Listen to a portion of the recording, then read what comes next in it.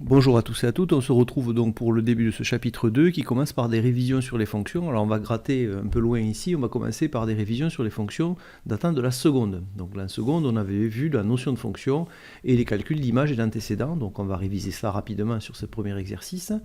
Donc on a une fonction définie par la relation f de x égale moins 5x plus 11, on demandait de calculer l'image de 3 par la fonction f. Donc l'image de 3, on sait que les images ce sont les résultats du calcul, et que donc 3 est à mettre ici dans la parenthèse. En fait, ça revient à poser x égale 3, donc l'antécédent égale à 3, et quelle est l'image qui correspond? Donc en fait, on met 3 dans la parenthèse, et on remplace x donc par 3, ce qui fait moins 5 fois 3 plus 11, ce qui fait moins 4. Ensuite, on demande de calculer f de moins 2. On voit qu'en fait, c'est la même question. Il s'agit de calculer l'image de moins 2, mais simplement, c'est posé de manière différente. Donc, f de moins 2 s'obtient là aussi en remplaçant dans l'expression x par moins 2. Puisqu'on voit que si on compare les deux écritures, à la place de x, on a mis moins 2. Donc, ça fait moins 5 fois, entre parenthèses, moins 2, plus 11. On met des parenthèses pour éviter que le multiplié, le moins, se retrouve à côté. Une fois les calculs faits, ça fait 21. Ensuite, pour f de 0, c'est la même chose. F de 0 consiste à remplacer x par 0 dans l'expression. Donc ça fait moins 5 fois 0 plus 11, ce qui fait 11. Troisième question, l'antécédent de 6 est 1. Doit-on écrire f de 1 égale 6 ou f de 6 égale 1? Donc si on dit l'antécédent de 6 est 1, ça veut dire que l'antécédent c'est 1. Or l'antécédent c'est x, c'est donc ce qui est dans la parenthèse. Donc ça veut dire que 1 est dans la parenthèse et c'est donc cette écriture qui est la bonne. Donc l'image, c'est 6 et l'antécédent, c'est 1. Calculer l'antécédent de moins 9 par la fonction f, alors on voit que c'est l'inverse.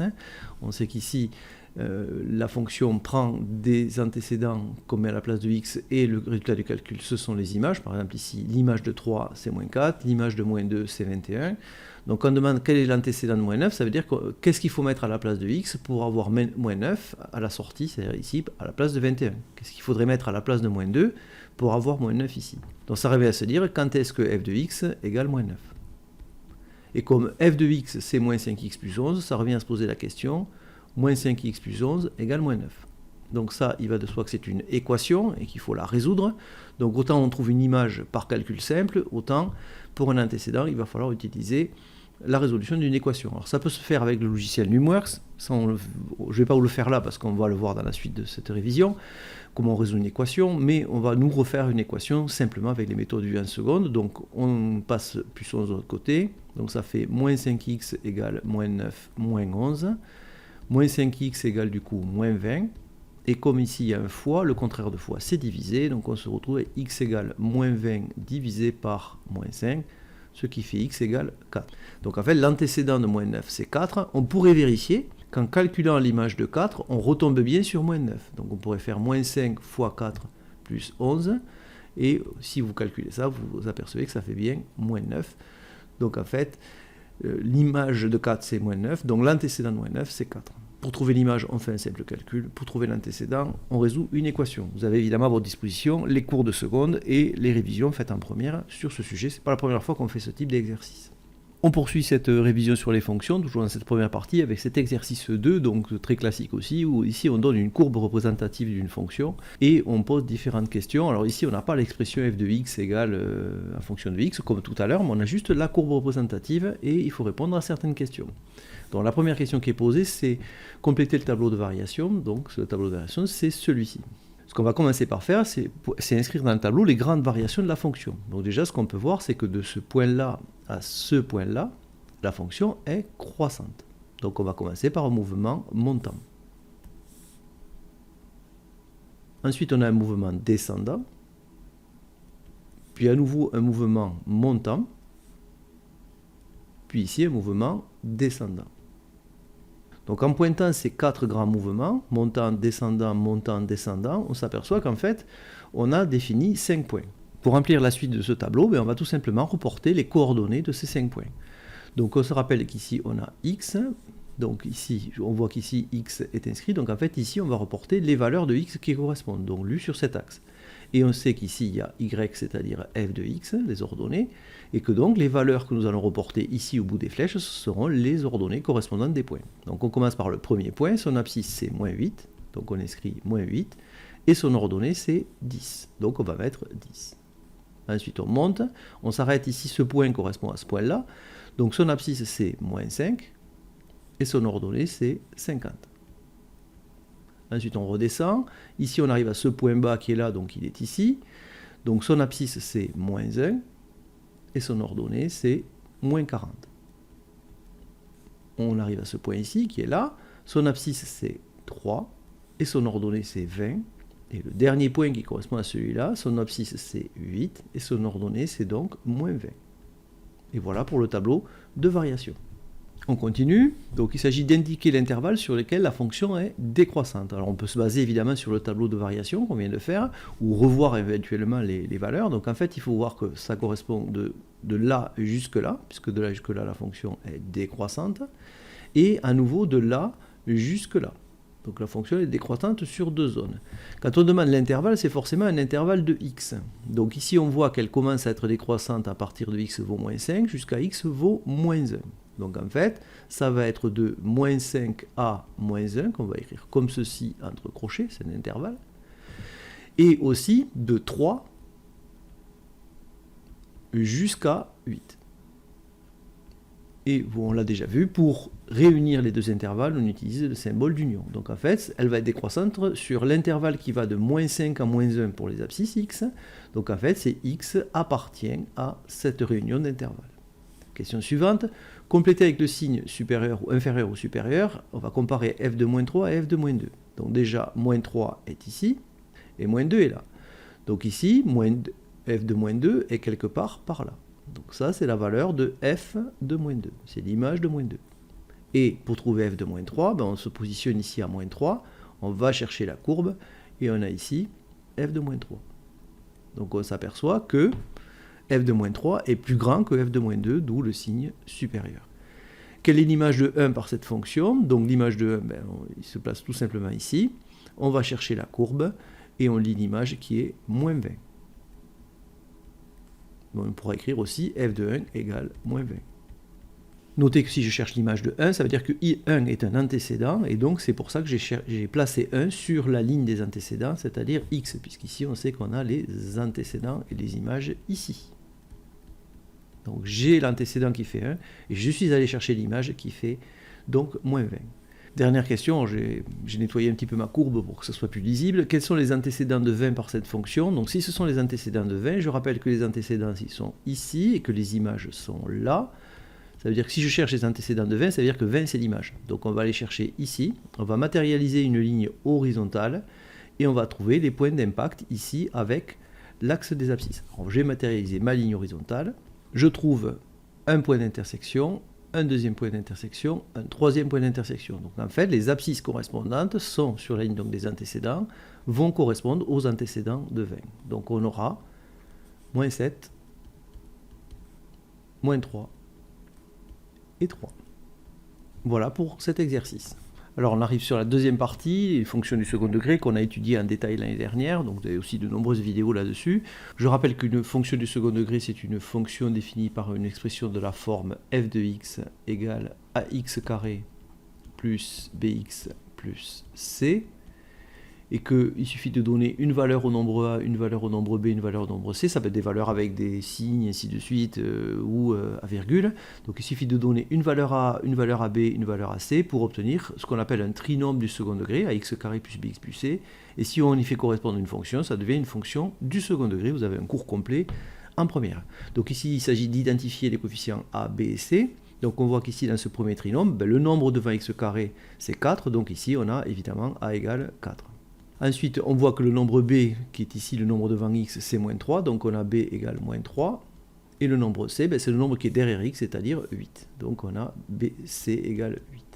Trinôme suivant, on voit qu'on a devant x carré moins 5,2, donc on a a égale moins 5,2. B, c'est le nombre devant x, donc b égale ici 4. Et pour c, c'est le nombre derrière x, c'est-à-dire moins 6. Trinôme suivant, a égale moins 0,02. Alors pour b, il n'y a pas de nombre visible, mais on sait que quand il y a x tout seul, c'est 1x, donc là c'est moins 1. On l'a vu depuis la seconde. Et pour c, c'est 0,58. Ça se complique un petit peu. Ici, on a a égale moins 1, pour la même raison que dans le trinôme au-dessus. Il n'y a pas de nombre, donc moins x carré On sait que moins x carré, c'est moins 1 fois x carré. Donc on a bien a égale moins 1. On a b égale 4, puisque le nombre devant x, ici, c'est 4. Et par contre, on ne trouve pas c, donc ça veut dire que c égale 0. Pour qu'il ait disparu, ben, ça veut dire qu'en fait, ici, on avait plus 0, qu'on a décidé de ne pas marquer pour une question d'économie de temps. Donc on a bien c égale 0. Pour le dernier trinôme, on a de manière évidente a égale 6, puisque c'est le nombre devant x carré.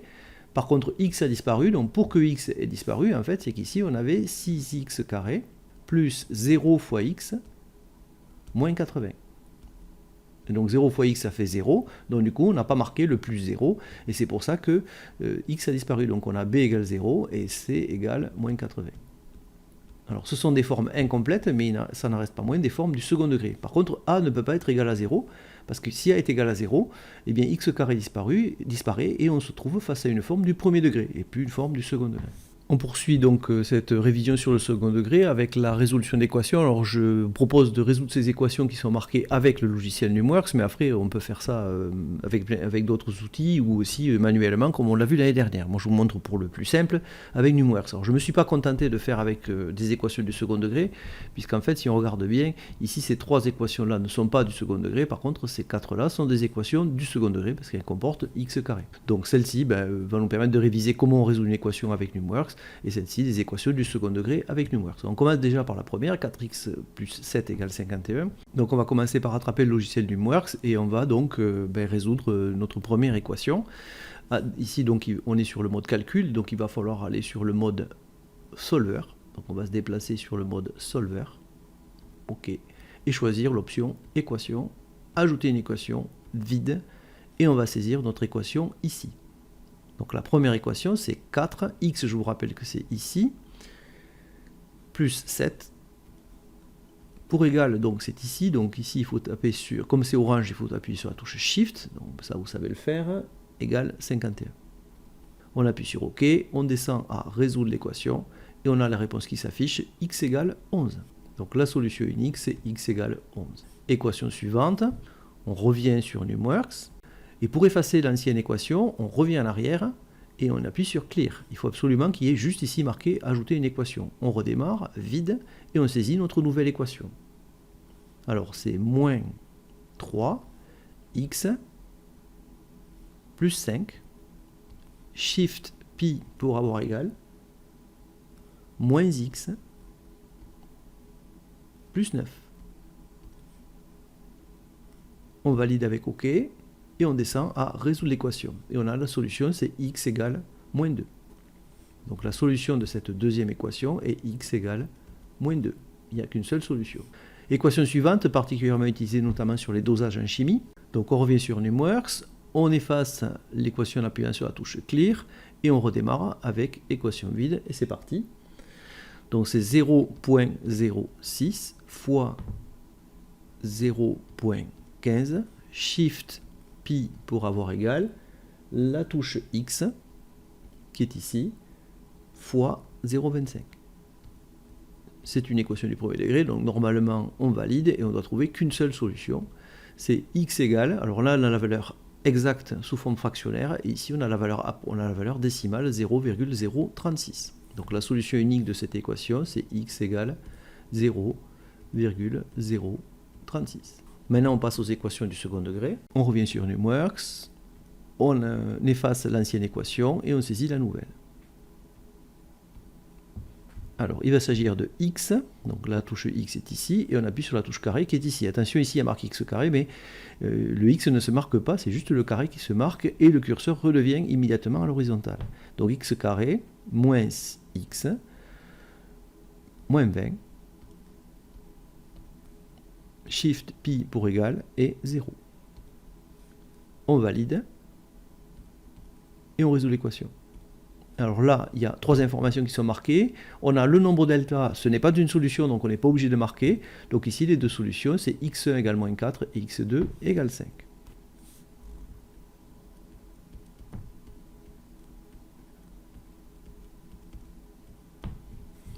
Équation suivante, on revient sur Numworks. Toujours pareil, on efface avec Clear, ajouter une équation vide, et on saisit notre nouvelle équation. Donc c'est moins x carré, moins 9x,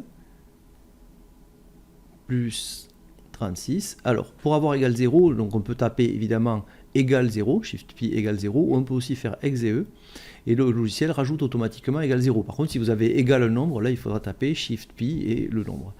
Donc là, on résout l'équation, ici. Donc à nouveau, l'information sur delta qui n'est pas nécessaire, et on a x1 égale moins 12, et x2 égale 3.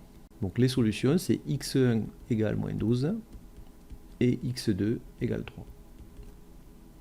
Donc au niveau du second degré, on peut avoir deux solutions. On va voir aussi qu'on peut avoir une solution ou aucune solution. Donc on revient au niveau du logiciel Numworks pour résoudre cette équation. Donc Numworks, toujours pareil, on efface, ajouter une équation vide et on saisit notre nouvelle équation. Donc 2x carré plus 24x plus 72, Shift Pi pour avoir 0, pour avoir égal 0, sinon on aurait pu taper directement sur exe, ça aurait marqué directement égal 0.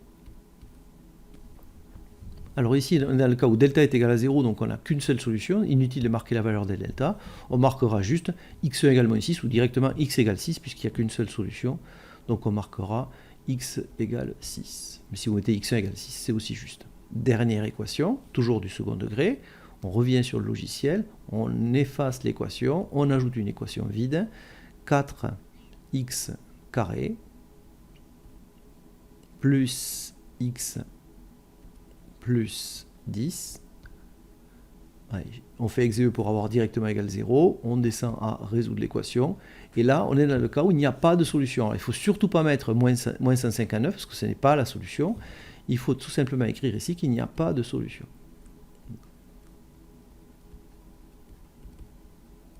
Voilà pour la fin de cette révision sur les résolutions d'équations. Nous poursuivons dans notre révision sur le second degré avec l'exploitation des courbes représentatives et des tableaux de signes, qui seront très utiles notamment dans la fin du chapitre sur les dérivés, puisque le second degré est un outil d'étude du troisième degré. Donc cet exercice est très important pour la suite.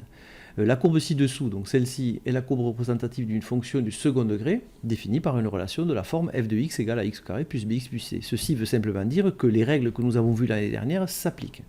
Et la première règle, c'est que déjà, cette fonction étant du second degré, elle est représentée par une courbe qu'on appelle une parabole. Donc ici, ce qu'on a sous les yeux, c'est une parabole. Une parabole, elle peut avoir deux orientations. Soit elle sourit, donc elle est comme ceci, soit elle est comme dans l'exemple que je vous fournis ici, comme ceci. Dans le cas où elle sourit, eh bien, on a un A positif. Et dans le cas où elle ne sourit pas, eh bien, on a un A qui est négatif. Donc en fait, c'est le nombre, le coefficient qui est devant x carré, dans chaque fonction du second degré, qui va décider l'orientation du parabole, la parabole. Si ce nombre est positif, on a une parabole qui sourit, et s'il est négatif, on a une parabole qui fait la tête. Ici, elle fait la tête, donc on est dans le cas où A est négatif. Donc on ne connaît pas sa valeur, mais on sait que cette fonction commence par moins un nombre x carré. Concernant les solutions de l'équation f de x égale 0, alors je rappelle que x est ici, f de x est là, donc f de x égale 0, en fait, ça revient à avoir l'ordonnée qui est ici, sur cette ligne. Donc en fait, ici, on cherche, on avait vu ça l'année dernière, ce sont les coordonnées des points d'intersection entre la courbe et l'axe des abscisses. Alors il peut y en avoir deux, un ou aucun. Ici, il y en a deux, donc on dira qu'il y a deux solutions. Et donner la valeur de C ou de cette ou de ces solutions, eh bien, les solutions ici c'est moins 4 et 12. Donc c'est moins 4 et 12. Pour compléter le tableau de signes, eh bien, on inscrit immédiatement les solutions ou la solution dans le tableau. Ici donc on a moins 4 et 12, on essaie de les repartir harmonieusement et on les met dans l'ordre. Moins 4 est plus petit que 12. Sous les solutions, on met un trait vertical avec un 0 pour indiquer que quand on tombe sur la solution f de x égale 0, puisque ce sont les solutions, et au niveau du signe, on voit qu'on a défini trois zones. Cette zone ici, où f de x est dans la zone négative, donc on mettra ici un moins. Entre les deux solutions, on est en positif, puisqu'on voit que f de x est dans la zone positive. Et ici, donc on met un plus. Et ensuite, quand x dépasse 12, on est retombé en négatif, donc c'est moins. Je vous renvoie au cours de l'année dernière, on avait fait un bilan complet là-dessus. Alors on arrive sur l'exercice 4. L'exercice 4, donc on a une fonction, ici on a la forme, on a ce qu'on n'a pas tout à l'heure, mais la différence c'est qu'on n'a pas la courbe. Donc quand on a ça, il faut se faire la courbe, et pour faire la courbe c'est très simple, il faut aller sur le logiciel Numworks. Donc on va sur NumWorks. Alors je suis resté exprès sur l'ancienne fonctionnalité. Donc pour sortir de cette fonctionnalité, on revient en arrière. On peut éventuellement supprimer notre équation. Et on va surtout ici appuyer sur le menu. Et on va changer de module. On va aller sur le module fonction. Ajouter un élément vide. Et on va saisir notre fonction. Alors on ne saisit jamais son nom, f, on saisit son expression. Donc c'est x carré moins 4x moins 21. Exe, notre fonction est saisie. Alors il y a deux choses qu'on peut faire. On peut, ici en allant sur les trois petits points, changer la couleur du tracé. Donc par exemple ici on peut le mettre en bleu si on veut. Et on peut aussi tenir compte du fait qu'ici on veut la tracer entre moins 10 et 10 comme c'est indiqué dans le tableau. Donc toujours pareil, on est sur les trois petits points, mais ici on va à domaine de tracé. Et donc ici on va donner les deux valeurs, c'est-à-dire moins 10 et 10. Donc moins 10 et 10. Et on va tracer le graphique et la parabole apparaît. Sans surprise, elle sourit, puisque le A ici est égal à 1, c'est 1x carré, donc comme il est positif, on a une parabole qui sourit. Pour tracer le tableau, il va falloir trouver les solutions. Pour trouver les solutions, c'est très simple. On va aller ici sur Calcul, Calculer. Alors on a deux possibilités, soit on va antécédent et on tapera 0, soit on va directement sur la fonctionnalité 0, ça va encore plus vite. Et donc il va se positionner sur les solutions. Dans la première solution, ce sera x égale moins 3, et la deuxième solution, ce sera x égale 7. Donc moins 3, 7, on se déplace comme ceci. Donc on va reporter les deux valeurs moins 3 et 7 dans le tableau, et compléter le tableau de ci. Donc on met moins 3 pour la première solution, 7 pour la deuxième solution, un trait ici pour indiquer que ce sont bien les solutions, et au niveau du signe, on voit que c'est plus, moins et plus. On passe à la suite, donc l'exercice 5 que j'avais fait sur une autre journée quand j'étais en classe. Donc il s'agissait ici de comparer deux fonctions du second degré. Donc on avait l'énoncé suivant, une industrie de flaconnage qui fabrique des flacons de parfum souhaite comparer les résultats de deux de ses productions. Le résultat dégagé par la production d'une quantité en dizaines de milliers, donc en dizaines de milliers, c'est une information qui est très importante, de flacons est donné par les relations suivantes. Donc ici pour la production du type A et ici pour la production du type B, on reconnaît bien deux fonctions du second degré, même si la variable est Q et pas X, ce sont quand même deux fonctions du second degré. Donc en première question d'introduction, on demandait pour chaque type de flacon, de calculer le résultat dégagé sur la bande de 20 000 flacons. Alors la première chose à constater, c'est qu'ici, du coup, 20 000, c'est deux dizaines de milliers. Puisque une dizaine de milliers, c'est 10 000, donc 20 000, c'est deux dizaines de milliers. Donc en fait, ici, on a Q égale 2. Donc en fait, ici, il suffit de remplacer Q par 2 dans l'expression de cette première fonction. Donc en fait, ça fait moins 5 fois 2 au carré plus 40 fois 2, moins 6, et ça fait 54. Notez qu'ici, on a calculé l'image de 2 par la fonction RA. Et ici, pareil, on remplace dans la deuxième fonction Q par 2, ça fait moins 6 fois 2 au carré, plus 35 fois 2, plus 51, et après calcul, on obtient 97. Donc on voit par exemple que si on fait 20 000 flacons, bien le flacon de type B sont plus rentables que les flacons de type A. 97 est plus grand que 54. Mais si on veut généraliser l'étude, on va être obligé d'utiliser des fonctions, puisque le but, c'est de comparer en fait la rentabilité des deux fonctions. Ici. Donc on demandait à l'aide de l'outil numérique de tracer dans le même repère les courbes représentatives des deux fonctions, et dans le même repère, donc en respectant cet intervalle. C'est ce qu'on va faire évidemment avec le logiciel NumWorks. Donc pour ça, on va au module fonction, ajouter un élément vide, et on va saisir la première fonction. Alors la première fonction, on ne peut pas donner son nom, donc on va juste la saisir, donc c'est moins 5x carré plus 40x moins 6. On fait OK, on va lui donner une couleur. Donc comme ça nous permettra de les repérer. Par exemple, dire que c'est bleu, on saura que celle qui est bleue, donc le rappel est ici, c'est la première fonction. Et il faut aussi revenir sur les trois petits points, domaine de tracé, et là il faut mettre qu'on le veut entre 1 et 7. Et on valide.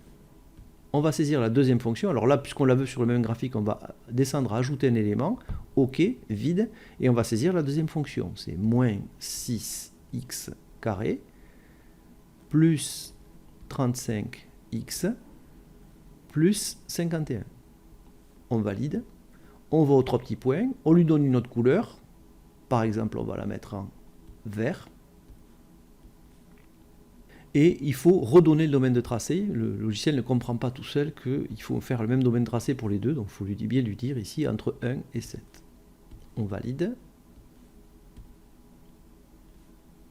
Et on descend à tracer le graphique. Et là, on a nos deux paraboles qui apparaissent. La bleue, donc c'est la première fonction, et la verte, c'est la deuxième fonction. Voilà pour le tracé. Alors, la question suivante, il s'agissait de donner les coordonnées du point d'intersection des deux courbes, donc le point qui se situe exactement ici. Alors il ne s'agit pas évidemment de le faire, là on l'a de manière approximative. Donc là c'est une fonctionnalité qu'il faut maîtriser. On va tout simplement ici, on remonte, hein, j'étais ici sur les courbes. Alors, il faut savoir qu'ici on peut se naviguer ici sur les courbes. Donc ici ce qui est affiché c'est les valeurs de f de x. Si je suis ici sur la courbe verte, c'est les valeurs de g de x. Je passe d'une courbe à l'autre ici. Et si je monte encore, ben, j'accède au menu. Donc le menu ici il faut la calcul. On sélectionne n'importe laquelle des deux fonctions, on va calculer intersection. Et le logiciel s'est automatiquement positionné là-dessus. Par contre, là, on ne peut plus se déplacer. Il est automatiquement positionné sur l'intersection. Donc on va reporter les valeurs qui sont là sur le support.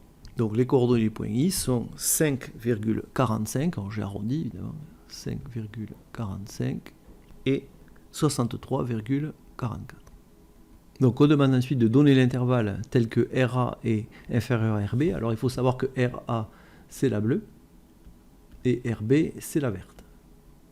Donc RA plus petit que RB, ben, c'est quand la courbe bleue est en dessous ici. Donc en fait c'est toute cette partie qui est ici. C'est cette partie-là qui nous intéresse. De là jusque là on a bien RA qui est en dessous de RB. Et donc en fait ça va de 1, puisqu'on sait qu'ici on a commencé à 1, jusqu'à l'abscisse du point d'intersection qui est juste ici. Donc en fait, c'est x qui varie de 1 à 5,452987, si je veux garder toutes les décimales. Voilà l'intervalle sur lequel RA est plus petit que RB. Donc au niveau de la conclusion, ben, ce qu'on peut donner comme conclusion, c'est que jusqu'à ce point-là, RB est plus rentable, et à partir de ce point-là, RA est plus rentable. Et donc, c'est à ce point-là que ça bascule. Or, 5,452987 dizaines de milliers, ben c'est 54 530 à peu près unités. Donc en fait, jusqu'à 54 529 unités de flacons produits, eh bien c'est RB qui est plus rentable, et à partir de 54 530, eh bien c'est RA qui est plus rentable, parce que la courbe bleue est passée au-dessus de la courbe verte. Voilà pour cet exercice.